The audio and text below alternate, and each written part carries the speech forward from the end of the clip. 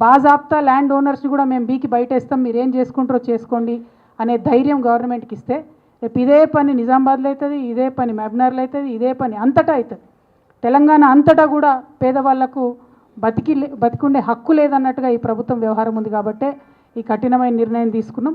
దాంతో ప్రభుత్వం దిగి వచ్చి ఇలా నిస్సిగ్గుగా 750 మంది ఇండ్లు కూలగొడితే అందులో కేవలం 311 మందికి మాత్రమే ఇప్పుడు అదే జాగాలో ఇండ్లు ఇస్తున్నామని చెప్పారు. నాకు తెలిసి ఏ పార్టీ పోయి వచ్చిన వాళ్ళు ఎవరు కూడా ఈ డిమాండ్ చేయలే. కేవలం సంయుక్త పోరాటాలకు దిగిన తెలంగాణ జాగృతి ధర్మ సమాజ్ పార్టీ మాత్రమే ఈ డిమాండ్ చేసింది.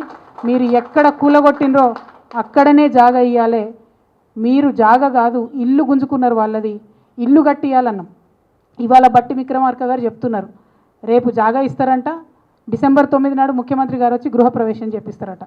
ఒకటే క్వశ్చన్ అడుగుతా ఉన్నాను నేను, మీరు ఏదైతే ఇవాళ టోకెన్లు ఇచ్చిండ్రో అది ఎందుకు కూడా వన్కిరాని కాగితం, ఆ కాగితం నేను చూసిన.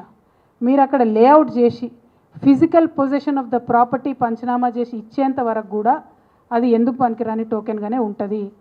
కాబట్టి ప్రభుత్వాన్ని నేను డిమాండ్ చేస్తున్నా, మళ్ళీ మీరు ఏదో కాలాన్ని వెళ్ళబుచ్చి మసిబూసి మారేడుకాయ చేసి వీళ్ళని ఏదో పక్కదోవ పట్టిద్దాం అనుకుంటే చూస్తూ ఊరుకునేది లేదు. ఫిజికల్గా అక్కడి ప్రజలకు లేఅవుట్ చేసి ఇగో నీ జాగా గిది, ఇగో నీ జాగా గిది అని తీసుకుపోయి ప్రతి కుటుంబానికి చూపియాలి. ఇక్కడ ఇంకొకటి విషయం ఉంది, ఆ పేదవాళ్ళైనా సరే వాళ్ళ జీవితాంతం కూడబెట్టుకున్నటువంటి డబ్బులతోని కొంతమంది 5 లక్షలతో ఇల్లు కట్టుకున్నారు, కొంతమంది 10 లక్షలతో ఇల్లు కట్టుకున్నారు, ఇంకొంతమంది 30 లక్షలతో ఇల్లు కట్టుకున్నారు. మరి ఇలా మొత్తం నేలమట్టం చేసిరు. మీరు అందరికీ 5 లక్షలు ఇస్తామంటున్నారు ఇంద్రమ్మ ఇండ్ల కింద. అది కూడా క్లారిటీగా చెప్తలేరు, మీకు మనసు వస్తలేదు. ఓన్లీ ఇలా టోకెన్స్ ఇచ్చినాం, ఇంకొక 100 మందికి బయట వేరే ఊర్లలో ఇచ్చినామని చెప్తున్నారు. సో ఇదంతా ఇష్యూని మీరు కాంప్లికేట్ చేస్తూ కూలగొట్టిన 750 మందిలో ఒక 50% మందికి మాత్రం మీరు చెప్పేటటువంటి న్యాయం జరుగుతున్నది. కానీ అది సంపూర్ణ న్యాయమా కాదా, అది ఆ బాధితులకు సమ్మతమా కాదా అనేటటువంటి విషయాన్ని కూడా మేము మళ్ళీ సంయుక్తంగా జస్టిస్ ఈశ్వరయ్య గారి ఆధ్వర్యంలో ఖచ్చితంగా ఒక ఫ్యాక్ట్ ఫైండింగ్ కమిటీ లాగా, ఒక నిజ నిర్ధారణ కమిటీ లాగా మళ్ళీ ఒక డేట్ మీడియా పరంగా ప్రకటించి ఖమ్మం వెళ్తాం, బాధితులతో ఇంటరాక్ట్ అవుతాం, వాళ్ళకు అక్కడ సంపూర్ణ న్యాయం జరిగిందనే విశ్వాసం ఉంటే మాత్రమే మొత్తం దీనికి ఒప్పుకుంటాం. లేదంటే మళ్ళీ ఎనీ టైం దీక్షకు దిగుతాం, అందులో తగ్గేదే లేదు. ఎందుకంటే ఈ రాష్ట్రంలో పేదలకు ఒక విశ్వాసం రావాలి.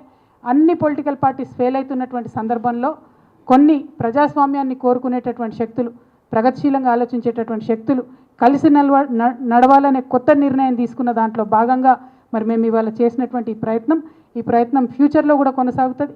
ఇంకా కలిసి వచ్చేటటువంటి ప్రగతిశీల శక్తులందరినీ కూడా కలుపుకొని ఈ ప్రభుత్వం మీద పేదల పక్షాన పేదల కొరకు యుద్ధం చేస్తాం. ఇక్కడ ఇంకొక మాట ప్రెస్ మిత్రులందరూ కూడా గమనించుకోవాలి. ఇవాళ ఖమ్మంలో 62 ఎకరాల భూదాన్ ల్యాండ్ విషయంలో ఈ గొడవ జరుగుతున్నది. కానీ కేవలం ఖమ్మంది కాదు,